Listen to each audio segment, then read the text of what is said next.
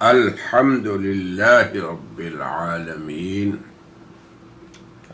والصلاة والسلام على سيد المرسلين وخاتم النبيين والمبعوث رحمة للعالمين سيدنا ونبينا ومولانا محمد صلى الله عليه وسلم وعلى آله وأصحابه أجمعين، وبعد. الله يصطفي من الملائكة رسلا ومن الناس. الله يصطفي. وفي آية أخرى الله يجتبي. وفي آية أخرى الله أعلم حيث يجعل رسالته. صدق اللہ العظیم. محترم و مکرم سامعین و ناظرین، دین النصیحہ ہماری اس کتاب کی دوسری مبحث نبی اور متنبی، یعنی اللہ کا برحق پیغمبر اور رسول اور جھوٹا نبوت کا دعوے دار، یہ ہے موازنہ جو ہم پیش کر رہے ہیں اپنی اس دوسری مبحث میں. مگر اس کے ساتھ ساتھ علماء اسلام نے بہت ہی خوبصورت انداز سے مسلم عوام اور خواص کو یہ مسئلہ بھی بہت عمدہ انداز سے سمجھایا ہے. انہوں نے نبوت کے لیے جو اللہ کی طرف سے بھیجے ہوئے رسولوں میں ضروری امور ہیں یا جن صفات کا ایک نبی اور اللہ کے رسول کے لیے ہونا یہ اللہ کی طرف سے طے ہے، وہ بیان کی ضروریات نبوت کے عنوان سے. اسی طرح ہمارے استاد محترم شیخ الحدیث و تفسیر نے اسی عنوان سے عوام اور خواص، اس فیلڈ میں کام کرنے والے داعی حضرات اور مسلم عوام کے لیے اس عنوان سے لکھا شرائط نبوت، تاکہ عام آدمی بھی یہ فیصلہ کر سکے کہ مدعی نبوت کاذبہ جھوٹا وہ عوام کے سامنے بھی نہ ٹھہر سکے اور علماء کے سامنے بھی نہ ٹھہر سکے، اس کا قدم ہی نہ جم سکے. تو ہم نے بھی اپنی اس کتاب میں الدین النصیحہ میں حضرت سے اقتباس کچھ کرتے ہوئے پیش کیا ہے آج کی مجلس کے لیے شرائط نبوت. اس کا خلاصہ ہم پیش کر رہے ہیں نبی اور متنبی، نبی برحق اور جھوٹا مدعی نبوت، تاکہ عام لوگ بھی اس علمی مبحث کو سمجھ سکیں. چونکہ اللہ کا رسول اور اللہ کا نبی پیغمبر رحمان الرحیم خدا، وہ اس کا نمائندہ ہوتا ہے اللہ کی مخلوق میں. وہ اللہ کے احکامات کو اللہ سے وصول کر کے اپنی امت پہ پیش کرتا ہے. تو اب ایسا انسان انسانوں میں تو سب سے اعلیٰ درجے پہ فائز ہے، تو ضروری ہے کہ ایسا انسان معصوم ہو، جس پہ ہم پہلے کلام کر چکے ہیں. اب اللہ کا سفیر بندوں کے اور اللہ کے مابین، اس کے اندر صفات کمال و جمال، اخلاق فاضلہ اور امانت، امت کے لیے اخلاص، رسول امین، جیسے انبیاء پہلے کہا کرتے تھے، قرآن میں ذکر ہے کہ امانت داری بھی اور اخلاص بھی۔ وہ اللہ کی وحی اور اس کے احکام کو حق تعالی شانہ سے لے کر براہ راست سنیں یا فرشتے کے ذریعے وحی سے پورے کامل من و عن جیسے سنا یا جیسے اس کی طرف پیغام آیا اسی طرح بغیر کسی کمی اور زیادتی کے وہ پہنچاتا ہے۔ پھر وہ پہنچانے میں بھی کبھی کوتاہی نہیں کرتا، مگر جھوٹی نبوتوں میں آپ دیکھیں گے کہ قدم قدم پہ ان کی کوتاہیاں اور تقصیریں اور اعتراف بھی وہ کرتے ہیں۔ پھر نبی کسی حکم کو کتنا ہی وہ مخاطب پر شدید ہو، غصہ دلانے والا ہو، کبھی نہیں چھپاتا۔ اب آپ دیکھیں جہاں موسیٰ اور فرعون کا ذکر ہے قرآن کریم میں کہ فرعون کو کیا شکایت تھی موسیٰ سے؟ وہ کہتا ان ہؤلاء لشرذمۃ قلیلون، تھوڑے سے لوگ ہیں،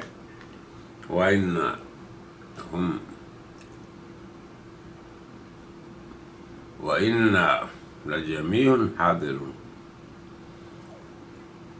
اور ہم ان کے مقابلے میں بڑے طاقت اور مسلح لوگ ہیں، لیکن یہ چھوٹا سا گروہ لغائظون ہمیں غضبناک کر دیتا ہے، اس سے مل آتا ہے، کیونکہ ان کی دعوت ہماری خواہشات کے خلاف ہوتی ہے۔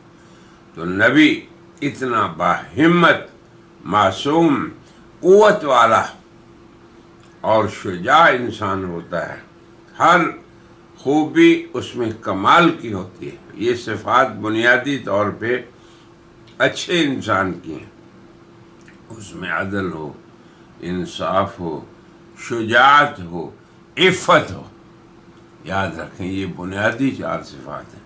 بہرحال تو اللہ تعالیٰ کے ان احکام کو پہنچانے میں اور پہنچانے سے پہلے سمجھنے میں اور خود سمجھنے میں، کیوں کہ اللہ کا ارشاد ہے ان علینا جمعہ وقرآنہ ثم ان علینا بیانہ۔ نبی کے سینے میں اپنے احکامات کو جمع کرنا، ان کا حفظ، پھر ان کی زبان پہ ان کو لانا، یہ سب اللہ کے تعالیٰ پہ ہے۔ تو نبی کوئی معمولی انسان نہیں ہوتا۔ اس کے مخالفین یہ کہہ کر اس کی دعوت کو ٹالتے ہیں ان انتم الا بشر مثلنا، تم ہماری ہی طرح کے انسان ہو، اور چاہتے یہ ہو کہ ہم اپنے آباء و اجداد کی بات کو چھوڑ کر تمہاری اتباع کریں، اور پھر یہ بھی کہتے کہ تمہارے پیروکار تو کمینے قسم کے لوگ ہیں جو ہمارے کام کرتے اور ہماری سرداری کو تسلیم کرتے ہیں۔ بہرحال اسی لیے اللہ تعالیٰ نبی کو تمام صفات کمال اور جمال عطا کرتا ہے کہ نبی کی ذات پر کسی کی انگلی کھڑی نہیں ہوتی۔ تو شرائط نبوت میں سے سب سے پہلی بات عقل کامل، یہ لکھا ہے حضرت نے۔ تو ضروری ہے کہ ہر نبی کامل العقل بلکہ اکمل العقل ہو۔ دیوانے، ننگے اور قوم کے اندر الگ تھلگ خاص وضاقت والے لوگ ہرگز ہدایت پہ نہیں ہوتے۔ انبیاء کیسے ہوں گے؟ تو نبی کے لیے کامل العقل ہونا۔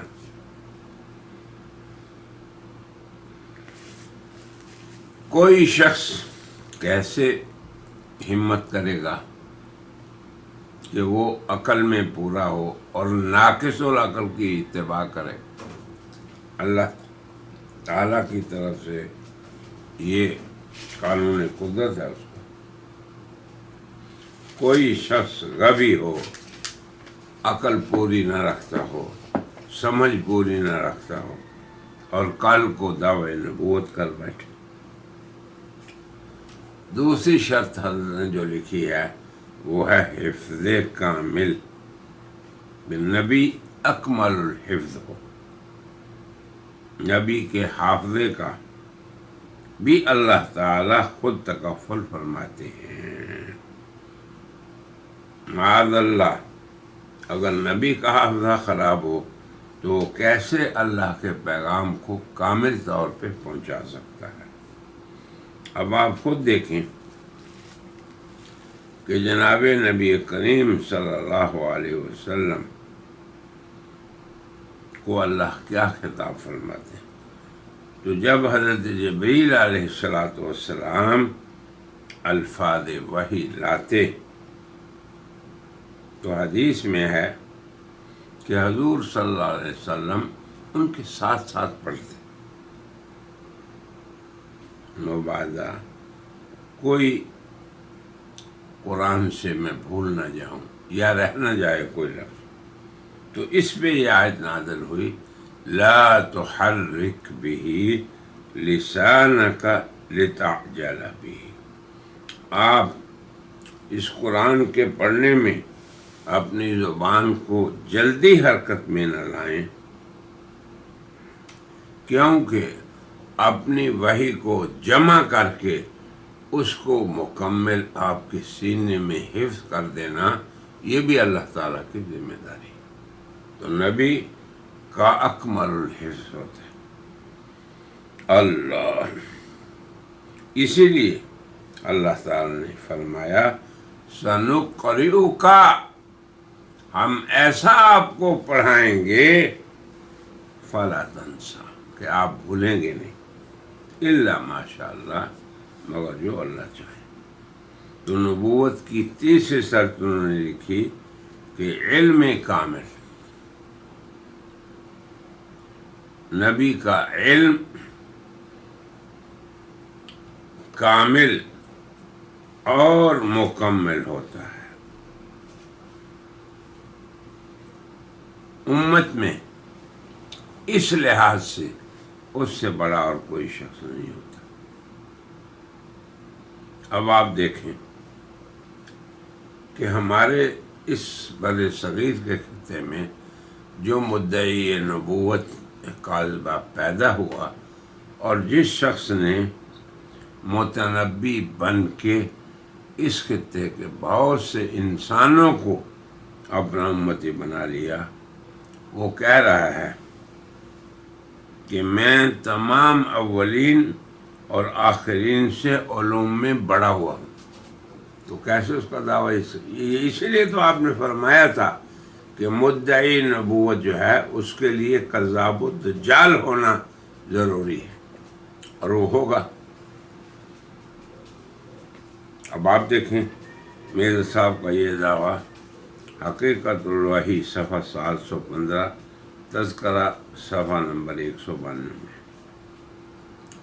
تو اللہ تبارک و تعالیٰ کی طرف سے اللہ نے اس طرح اسے ذلیل کیا کہ وہ انبیاء کے مخالف صف کے اندر آتا ہے، اپنی سیرت، کردار اور اپنے صفات کے اعتبار سے۔ اور مرزا صاحب کا یہ دعویٰ کہ میں اولین و آخرین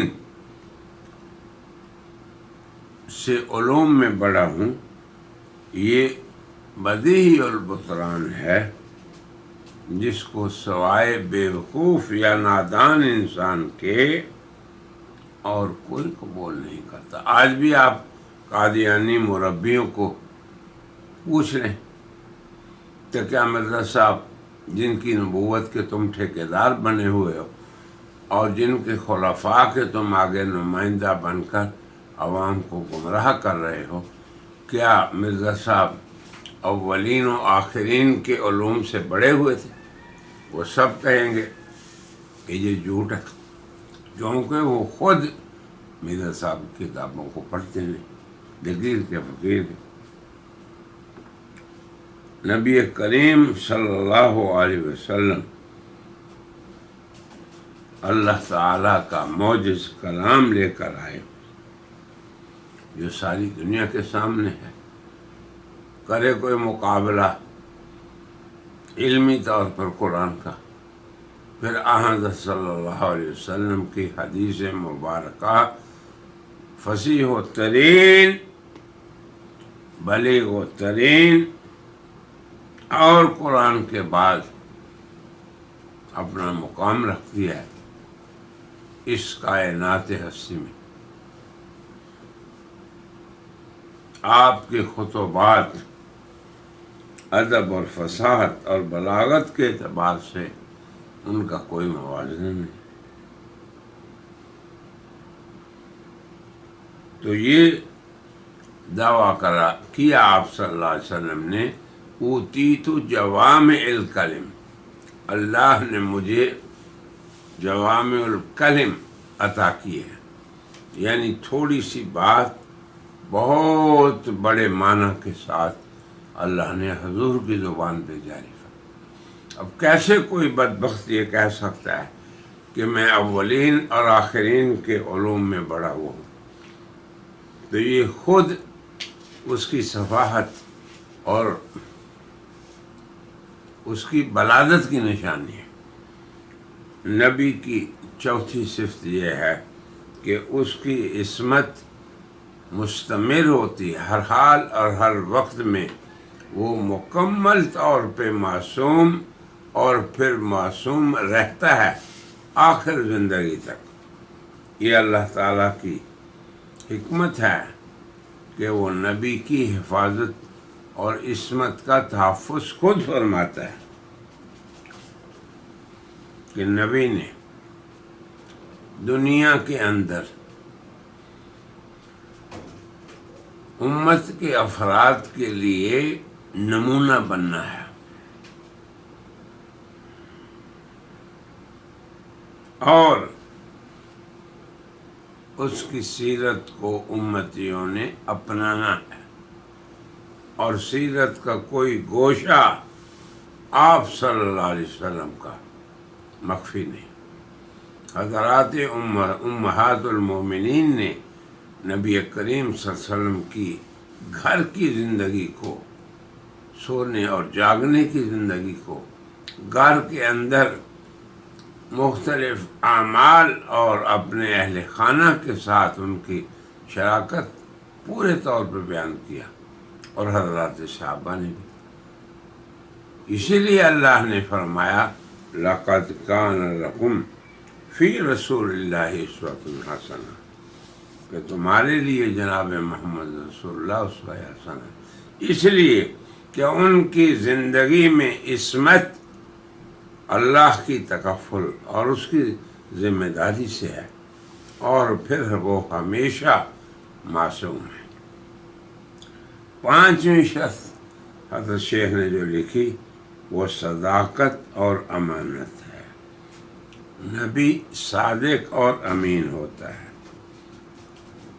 اور اب آپ دیکھیں ہمارے دور میں، یعنی بر صغیر کے مدعی نبوت کو دیکھیں، تاریخ میں بہت آئے خائن اور جھوٹے،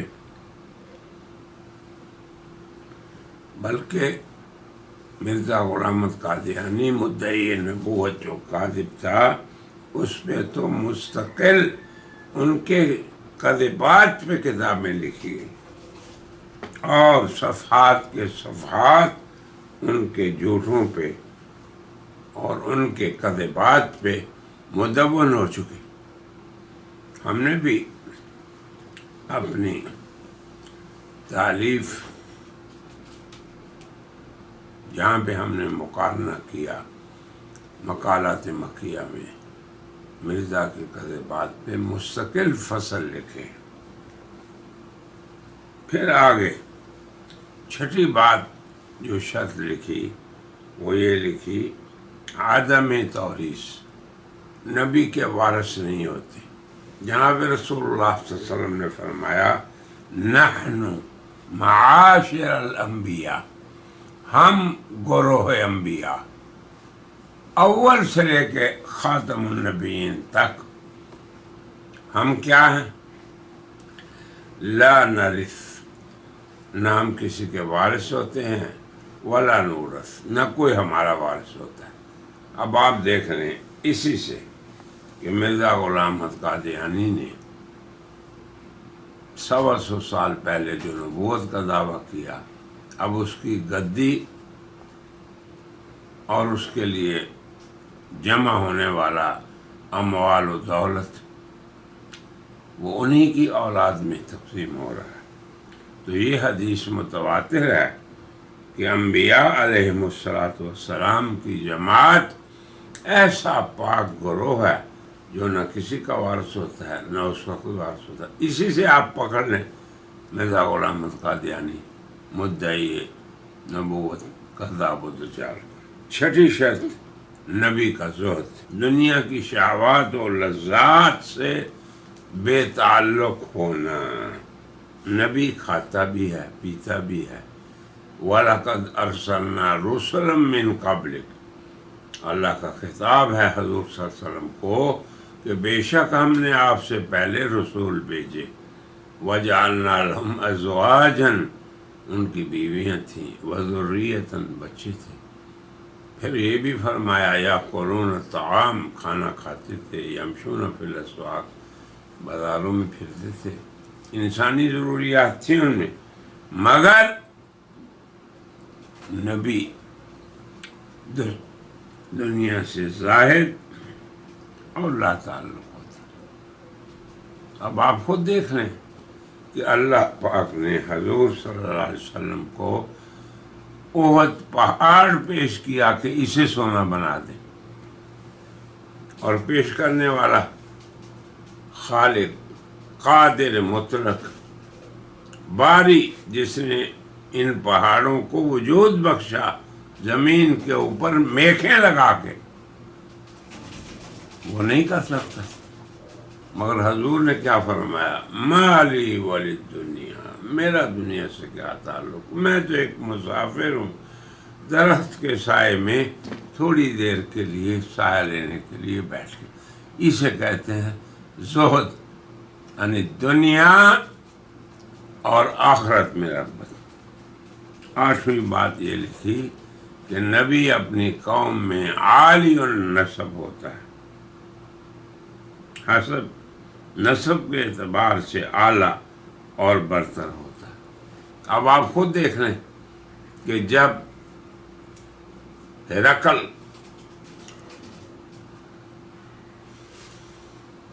کے دربار میں ابو سفیان جو مشرکین مکہ کے تجارتی قافلے کے سردار تھے، جب پیش ہوئے تو انہوں نے 11 سوالات مختلف امام بخاری نے نقل کی ہیں۔ ان میں سے ایک یہ تھا کہ اس کا نسب، جو نبوت کا دعوے دار ہے تم میں، اس کا حسب و نسب کیا ہے؟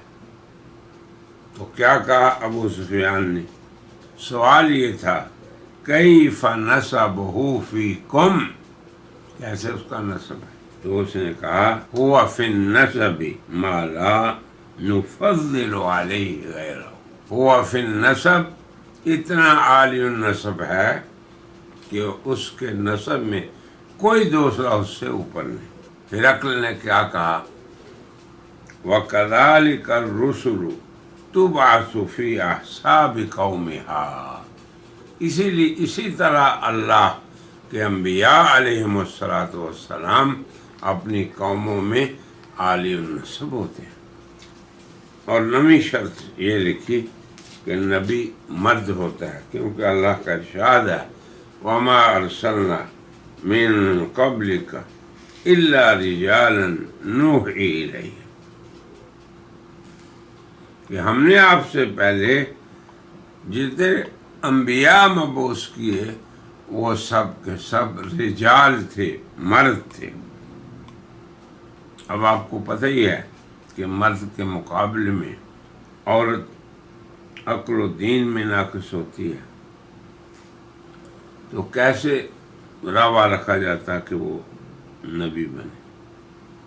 تو اس سے پھر عالی العقل اس کا متبع ہو۔ بعض عورتیں بھی تاریخ میں گزری ہیں جو مدعیہ نبوت کاذبہ ہوئی ہیں. خود حضور کے زمانے میں شجاع جو تھی وہ ایک عورت تھی. تو نبوت کاذبہ میں تو یہ ہو سکتا ہے کہ نبی معصوم نہ ہو، یعنی مدعی نبوت کاذبہ ہو سکتا ہے معصوم بھی نہیں، امین بھی نہیں، علم میں بھی پورا نہیں، عقل میں بھی ناقص ہے، حسب و نسب میں بھی مفضول ہے. تو 10ویں شرط حضرت نے لکھی اخلاق کاملہ، یعنی ایک شرط یہ بھی ہے کہ صاحب نبوت اخلاق کاملہ اور کمالات فاضلہ کے ساتھ موصوف ہو، بد خلق نہ ہو، بد زبان نہ ہو، اپنے مخالفین کو گالیاں نہ دیتا ہو. اب آپ دیکھ لیں مرزا صاحب کی گالیوں پہ مستقل ایک کتاب مؤلف ہے، معروف ہے. تو ضروریات و شرائط، پہلے ہم نے ضروریات پہ کلام کیا تھا پچھلی مجلس میں، اس کو بھی سن لیں. تو ضروریات نبوت، شرائط نبوت سے عاری، خالی ننگا نبی، نہ ضروریات ہیں اور نہ ہی شرائط ہیں. عاری لغت میں عاری کا معنی ایسا شخص جس نے لباس نہ پہنا ہو.